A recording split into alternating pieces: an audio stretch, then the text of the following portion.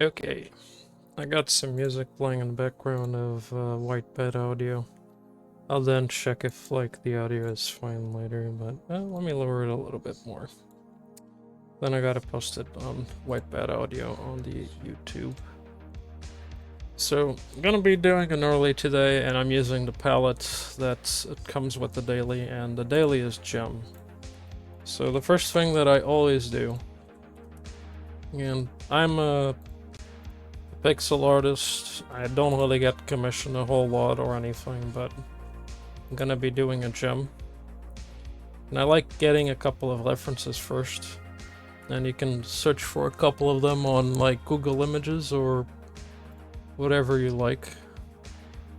And then use them as a reference to how to do like the shading or other aspects. So I think I want to do it at a bit of an angle. And we have a couple of colors here, which some of them are a bit difficult to do, but nothing like starting with the general shape of the object first.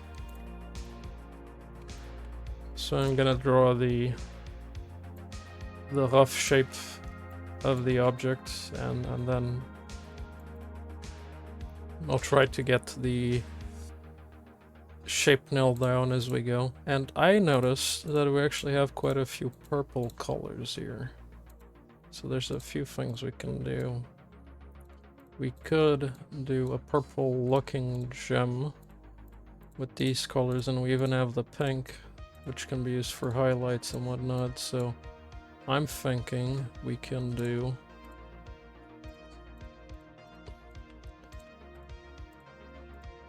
these colors instead, and only use these.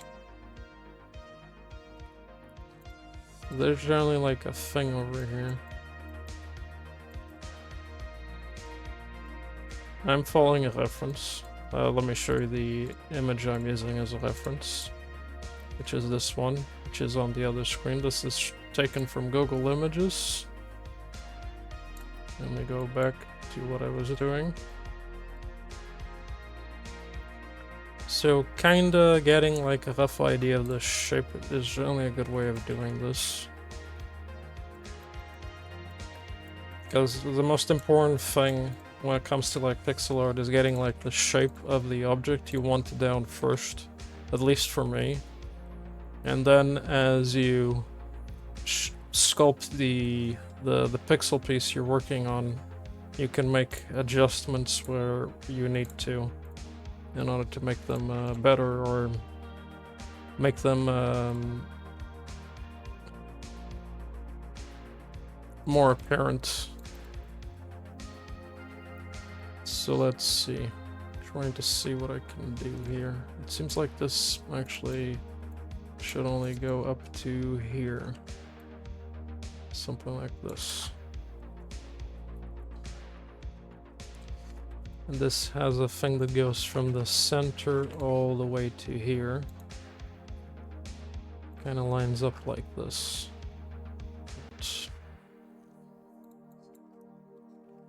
Very good. Something like this.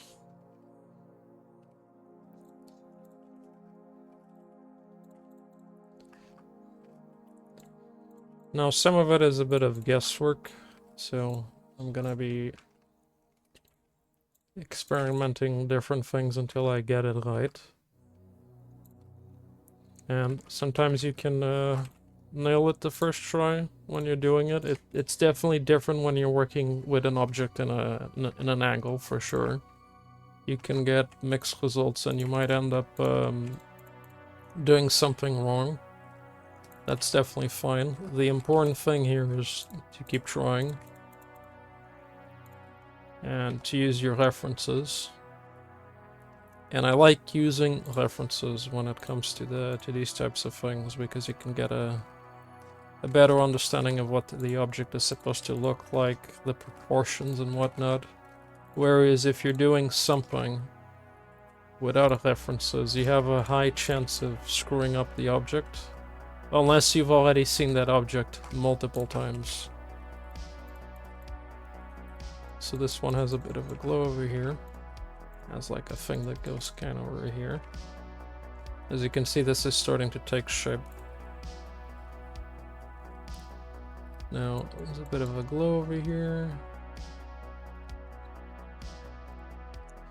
There can be a glow here. So.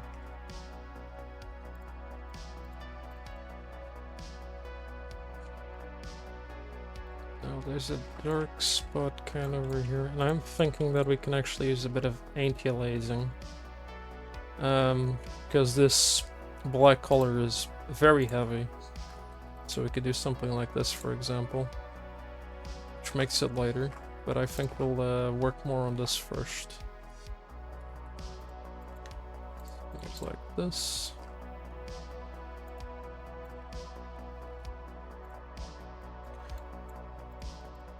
Bit of color over here.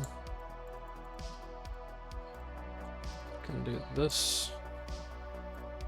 Add some white over here. Sure, like a couple of highlights. See, there's a lot you can do with limited colors. You don't need to... and this is one of the things you notice when you're doing pixel art. Having too many colors available on your palette means you're more likely to screw up what you're doing. And you don't want that to happen specifically, in my opinion. Working with less colors is generally better, so cutting down your palette to the object that you're working tends to be a way to simplify things. You're simplifying problems. Let's do it like this here. Make this like this.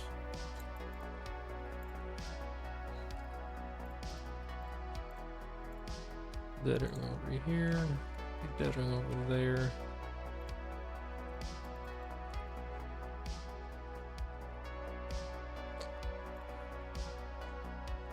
I feel like the problem this has at the moment, it's a bit difficult to like tell the general shape of the actual gem at the moment. We need to like make this look a little bit better.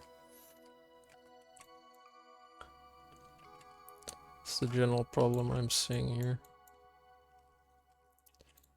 So we can make like some improvements in order to make this look better.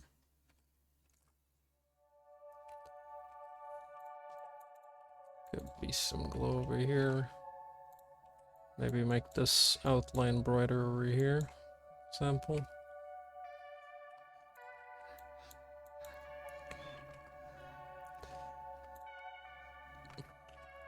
Bit of a shine over here.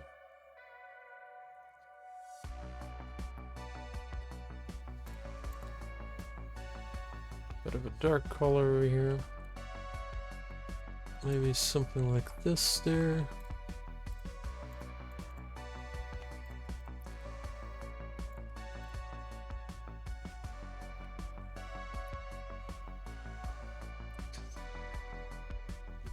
I think this is okay, but there are definitely like some problems with the shape.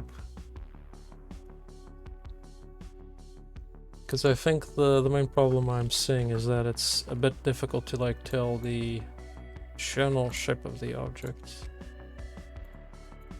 Because this is meant to be like a bit like a diamond.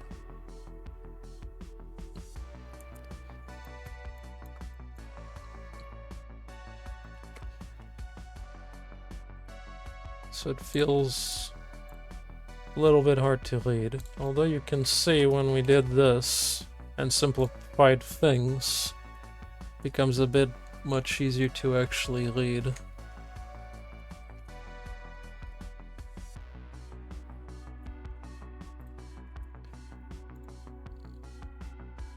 Which makes me think that the dark outline might have been a little too heavy before, and now it's better. And then we add a little bit of a glow. And technically we can make this animated a little bit. Let me do like a simple animation. I'm gonna put this here for now. Like so. And then do this.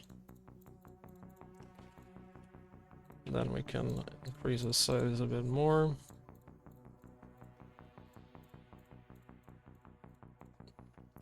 Something like that. And then show the onion skin. Sort of like this. This means this is gonna kind of explode outwards, kind of like this. And now we can go over here, put this over here, for example.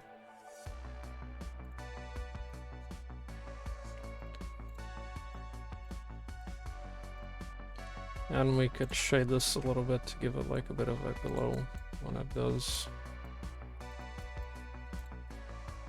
Sort of like this.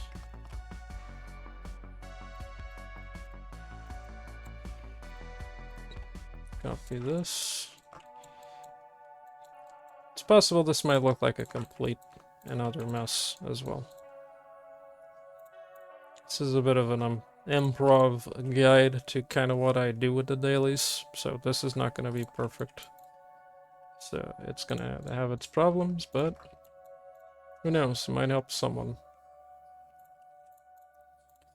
This is just a daily gem, and I broke down that color palette into something that I could use. And now this can go over here, into here. Kind of like a little bit of a glow there. Technically, we could maybe have this glow a little bit and maybe these turn into that color instead.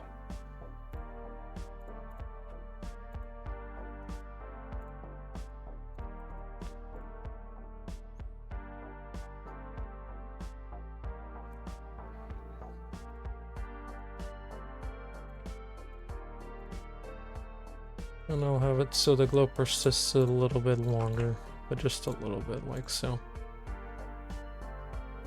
Something like this. And then we can copy the same effect over here.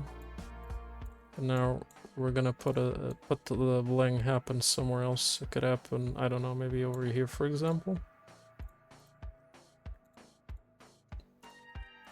So we do the same thing over here. Add the glow.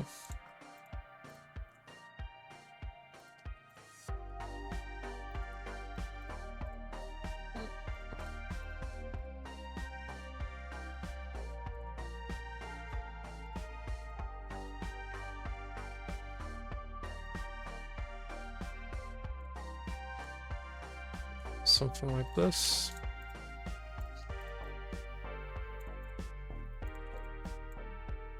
Some glow over here. And then this is meant to explode over here into this. Okay.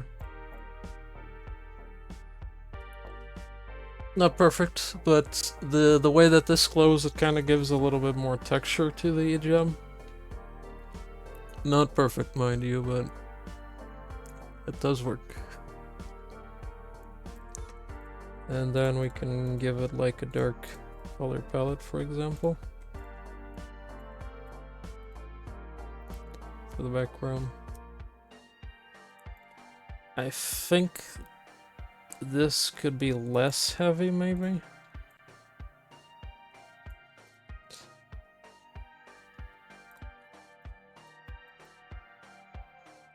A bit less heavy would have worked as well, but I don't have any complaints about it. Could also add like an outline. It's a choice, stylistic choice.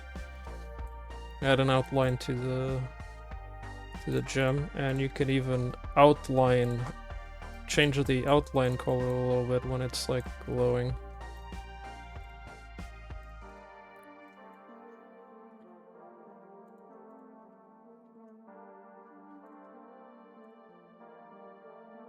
Like so.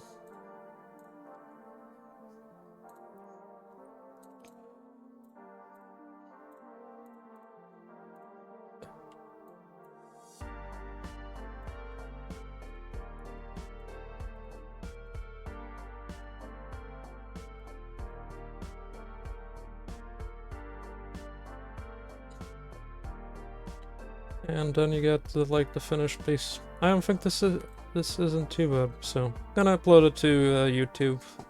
Might help someone. That you saw me breaking down the color palette a little bit and doing the shading and whatever. So just follow the the video, and it might help you out. Who knows?